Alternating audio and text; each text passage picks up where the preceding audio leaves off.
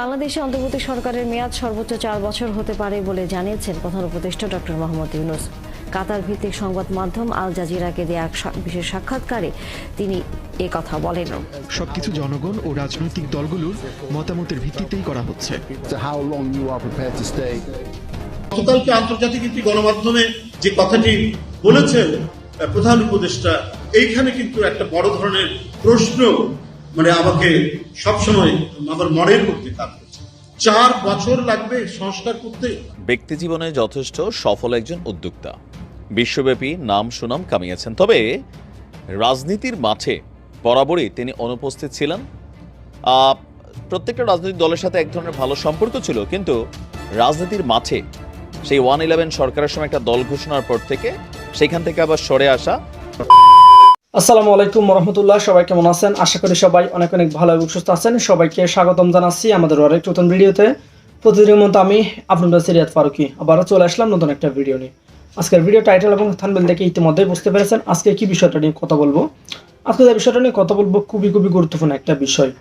তো দর্শক, ইতিমধ্যে আপনারা সবাই ভিডিওর শুরুতেই কিছু অংশ দেখেছেন ভিডিওর। একটু পর আমরা ভিডিওর বাকি অংশগুলো দেখবো। তার আগে আপনাদের ছোট একটি অনুরোধ জানিয়ে রাখতে চাই, যারা আমাদের ফারুকি অনলাইন ইউটিউব চ্যানেল যেতে এখন আছেন প্লিজ দরকার আমাদের চ্যানেল সাবস্ক্রাইব করে সাথে থাকবেন। আর বেশি কথা বাড়াচ্ছি না, আমরা ভিডিওর বাকি অংশগুলো একটু দেখে আসবো। বাংলাদেশে অন্তর্বর্তী সরকারের মেয়াদ সর্বোচ্চ 4 বছর হতে পারে বলে জানিয়েছেন প্রধান উপদেষ্টা ডক্টর মোহাম্মদ ইউনূস। কাতার ভিত্তিক সংবাদ মাধ্যম আল জাজিরাকে দেয়া এক বিশেষ সাক্ষাৎকারে তিনি কথা বলেন। সম্প্রতি আজারবাইজানে রাজধানী বাকুতে অনুষ্ঠিত জাতিসংঘের জলবায়ু সম্মেলন চলাকালে এই সাক্ষাৎকারটি নেওয়া হয়। ডক্টর মোহাম্মদ ইউনূস বলেন, অন্তর্বর্তী সরকার কোনো স্থায়ী সরকার নয়। নিয়মিত সরকারের মেয়াদ 5 বছর, তবে নতুন সংবিধানে সরকারের মেয়াদ 4 বছর হতে পারে, কারণ মানুষ সরকারের মেয়াদ কম চায়। তাই অন্তর্বর্তী সরকারের মেয়াদ 4 বছরের কম হবে নিশ্চিত।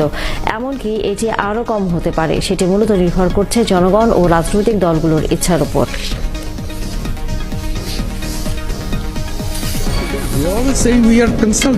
আমাদের লক্ষ্য হচ্ছে যত দ্রুত সম্ভব অন্তর্বর্তী সরকারের কাজ শেষ করা। আমরা 4 বছরের জন্য এখানে আসিনি। যদি রাজনৈতিক দলগুলো চায়, আমরা সংস্কার প্রক্রিয়া বাদ দিয়ে দ্রুত নির্বাচন দিতে প্রস্তুত। তবে সংস্কারের কাজও সমানতালে চলছে। পুরো সরকার ব্যবস্থার সংস্কার হচ্ছে, এমনকি সংবিধানও পরিবর্তনের পথে। এতে জনগণের ও রাজনৈতিক দলগুলোর মতামতের ভিত্তিতে কাজ করা হচ্ছে। আমরা জনগণের কাছে জানতে চাইছি, তোমরা কি এখনই নির্বাচনে যেতে চাও নাকি সংস্কার শেষ করতে চাও? সবকিছু জনগণ ও রাজনৈতিক দলগুলোর মতামতের ভিত্তিতেই করা হচ্ছে।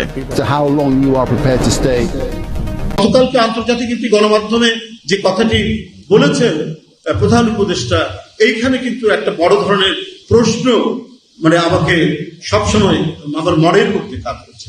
4 বছর লাগবে সংস্কার করতে। কেন? সংস্কার তো যুগে যুগে বিপ্লব আন্দোলনের নেতৃত্ব দিয়েছে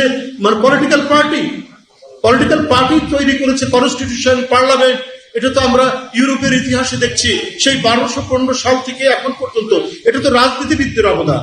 সেই ক্ষেত্রে বলা হয়েছে যে ঠিক আছে, এখানকার যারা সুশীল সমাজ, বিজ্ঞ সমাজ বা অন্তর্বর্তীকালীন যে সরকার, তারা একটা পরামর্শ দিক সংস্কারে।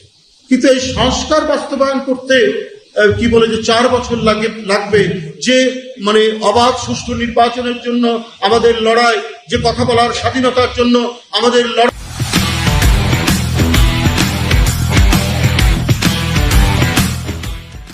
যে বাচ্চারা আজকে যাদের 20, 22, 25 বছর বয়স, যারা ভোট দিতেই পারেনি, ভোট দেওয়াই জানে না, তারা আর কতদিন বঞ্চিত?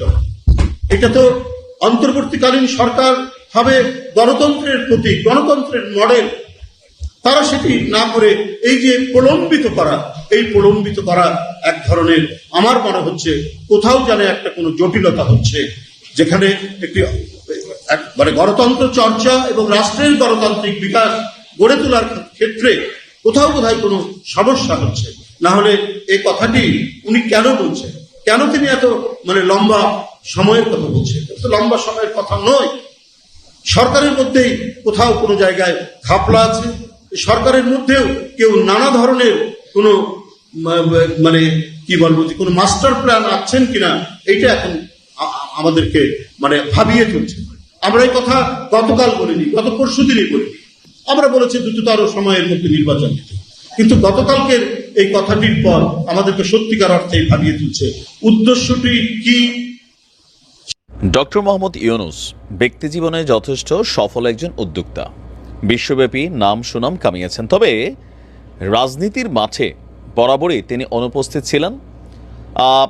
প্রত্যেকটা রাজনৈতিক দলের সাথে এক ধরনের ভালো সম্পর্ক ছিল, কিন্তু রাজনীতির মাঠে সেই 111 সরকারের সময় একটা দল ঘোষণার পর থেকে সেখান থেকে আবার সরে আসা, অ্যান্ড তারপর বাংলাদেশ আওয়ামী লীগের সাথে এই যে দীর্ঘদিন ধরে আওয়ামী লীগ ওনাকে কুপকাত করার চেষ্টা, বা তিনারও মনে মনে যে ক্ষোভ ছিলেন, দিন শেষে সরকার পতনের আগ মুহূর্তে তিনিও কিন্তু আওয়ামী লীগের বিপক্ষে কথা বলেছিলেন, বক্তব্য দিয়েছিলেন। এরপর তিনি ক্ষমতা গ্রহণ করলেন। এখন ক্ষমতা গ্রহণের পর সবচেয়ে বড় চ্যালেঞ্জিং যে ইস্যুটা, সেটা হচ্ছে শেখ হাসিনার বিচার কার্যক্রম পরিচালিত করা।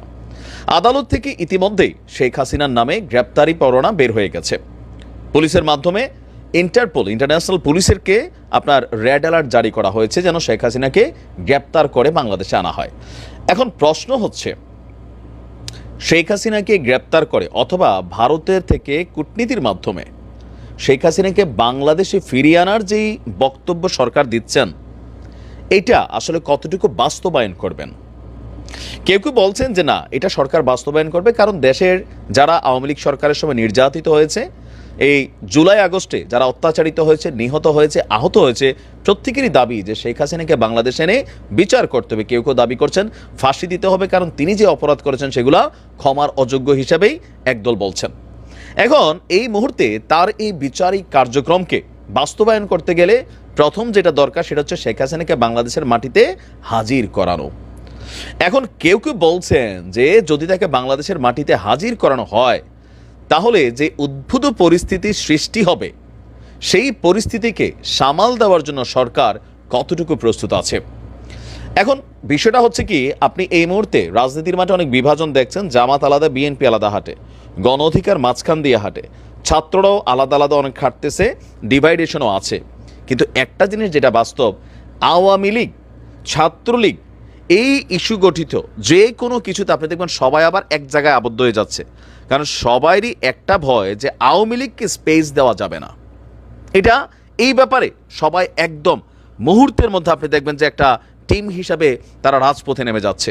তো কেউ কেউ বলছেন যে শেখ হাসিনা যদি বাংলাদেশে আসে তো কি হবে, সারা বাংলাদেশের যারা আওয়ামী বিরোধী রাজনীতির যে শক্তিটা আছে তারা একত্রিত হয়ে যাবে, আইনশৃঙ্খলা বাহিনী কঠোর ভূমিকা পালন করলে আওয়ামী লীগ মাঠে নামতে পারবে না। যেমনটা বেগম খালেদা জিয়াকে যখন জেলে নেওয়া হয়েছিল, জামাতের বড় বড় নেতাদেরকে যখন ফাঁসি দেওয়া হয়েছিল, তখনও কিন্তু এই দেশে বিএনপির লক্ষ লক্ষ নেতাকর্মী ছিল, জামাতের লক্ষ লক্ষ নেতাকর্মী ছিল।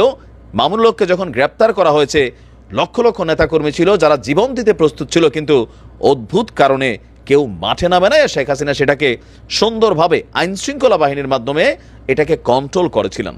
তো সরকার যদি ওই লেভেলে খেলতে পারে, তাহলে শেখ হাসিনাকে বাংলাদেশে এনে বিচার করা যাবে, এতে আলাদা কোনো পরিস্থিতি তৈরি হবে না। আবার কেউ কেউ বলছেন যে যদি তারা একত্রিত না হয়, পুলিশ যদি ঠিকমতো ফাংশন না করে, সেনাবাহিনী যদি ধরেন ফাংশন না করে, বা তারা ফুল সাপোর্ট না দেয়, শেখ হাসিনা যদি বাংলাদেশে প্রবেশ করে, তাকে ধরেন ইন্টারপোলের মাধ্যমে বা ভারত থেকে ফিরিয়ে আনা হলো, আসার আগে তিনি একটা ডাক দিলেন যে আমি 10 তারিখ বাংলাদেশে আসতেছি, 20 তারিখ বাংলাদেশে আসতেছি, তখন কিন্তু আওয়ামী লীগের নেতাকর্মীরা মানে এই মুহূর্তে যে যেখানে আত্মগোপনে আছে, পলায়িত আছে, লুকায়িত আছে, দাড়ি মোচকাইটা অনেকে চেহারা পরিবর্তন করে রাখছে, এরা সবাই গর্ত থেকে বের হয়ে আসবে। তো ওই দিনটা হবে খুবই একটা হার্ডেস্ট টাইম। সেই দিন নানান ঘটনা ঘটতে পারে, শত শত মানুষ মারা যেতে পারে, হাজার হাজার মানুষ এখানে আহত হতে পারে। সেই পরিস্থিতিকে কিভাবে মোকাবেলা করবে সরকার? তো সেই জন্য কেউ বলছেন যে সাপের লেজ দিয়েই অনেকটা কান চুলকাচ্ছেন ডক্টর মোহাম্মদ ইউনূস। আবার কেউ বলছেন যে না, এটা শুধু বলার জন্য বলছেন, আসলে শতভাগ শেখ হাসিনাকে বাংলাদেশে এনে বিচার করতে অন্তর্বর্তী সরকারের উপদেষ্টারা বা সরকার প্রধানও যিনি আছেন তিনিও হয়তো চাইবেন না। কেন? শেখ হাসিনার যে মামলা হয়েছে, পরবর্তী রাজনৈতিক সরকার আসলে সেই রাজনৈতিক সরকারের মাধ্যমে শেখ হাসিনার বিচারের দায়ভারটা ছেড়ে দিবেন। কিন্তু ডক্টর মোহাম্মদ ইউনূস কিন্তু বলছেন যে প্রতিটি হত্যার বিচার হবে, শেখ হাসিনাকেও ফেরত চাইব, তার মানে অন্তর্বর্তী সরকার ফেরত চাবে। আবার মাঝে মাঝে আমরা শুনি যে শেখ হাসিনা ভারত থেকে যেন বেশি কথা না বলে, সেটা ভারত সরকারকে মেসেজ দেওয়া হয়। এখন সব কিছু মিলিয়ে একটা মানে কি পারসেপশন হবে এটা নিয়ে কিন্তু একটা চিন্তা আছে। আবার ধরেন গেল 10ই নভেম্বর আওয়ামী লীগের একটা প্ল্যান ছিল, সেই প্ল্যানটা একটা বোগাস আওয়াজ তোলা হয়েছিল নাকি প্রকৃতপক্ষেই ছিল। আমরা ধারণা করছি আওয়ামী লীগ মাঠে নামবে না, আসলে নামে নাই, কিন্তু সরকার কনসার্ন ছিল, সব দল একত্রিত হয়ে গেছিল, আপনারা দেখছিলেন এই ব্যাপারে কিন্তু একত্রিত। এখন আসলে কি সাপেল্লে যে কান চুলকাচ্ছেন, কারণ কেউ কেউ বলছেন শেখ হাসিনাকে যে তিনি তো ভাই কাল নাগিনী কাল সাপিনী, এরকম টাইপের ওয়ার্ডও কিন্তু তাকে নিয়ে তার সমালোচকরা বিভিন্ন সময় ব্যবহৃত করেন। আবার ডক্টর মোহাম্মদ ইউনূস নিয়েও নানান ধরনের শব্দ ব্যবহার করে, খালেদা জিয়াকে নিয়েও ব্যবহার করে, মানে যে যারে ভালোবাসে তার বিপরীত দলের মানুষটারে নানান ধরনের শব্দ ব্যবহার করে কিন্তু আক্রমণ করে, কমেন্টে আমাদেরকে অনেকে আক্রমণ করেন।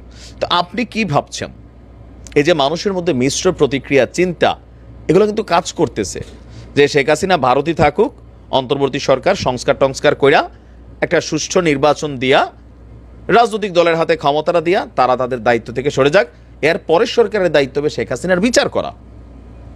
আবার কেউ কেউ ভাবছে যে না, এই অন্তর্বর্তী সরকার যদি বিচার না করে বিএনপি জীবনে শেখ হাসিনার বিচার করবে না, সাহস কইরা এটা পারবে না।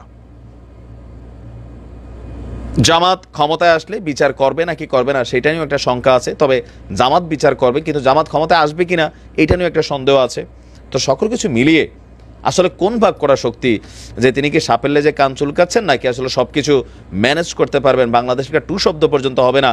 শেখ হাসিনা এয়ারপোর্টে আসলো, সারা বাংলাদেশের সেনাবাহিনী বিজিবি আপনার মাঠে মুভ করলো, জনতা রাজপথে দাঁড়িয়ে গেল, শেখ হাসিনা যেই পথে আসবেন সেই পথে একটা কাক চিল যেন আকাশ দিয়ে উঠতে না পারে, নিশ্ছিদ্র নিরাপত্তা তৈরি করা হবে, সোজা তাকে জেলে ঢুকানো হবে, এর পরের দিন সারা বাংলাদেশে অভিযান চলবে, অথবা তাকে বাংলাদেশে আনার আগেই দেশব্যাপী বিভিন্ন যৌথ বাহিনীর অভিযান চলবে, আওয়ামী লীগের সাথে কানেক্টেড ক্ষমতায় থাকা পদে থাকা প্রত্যেকটা লোককে গ্রেপ্তার করবে, যেমনটা এই সরকার পতনের ঠিক আগ মুহূর্তে এই বিষয়টা নিয়ে আপনার প্রতিক্রিয়া দ্রুত কমেন্টে জানিয়ে ফেলুন।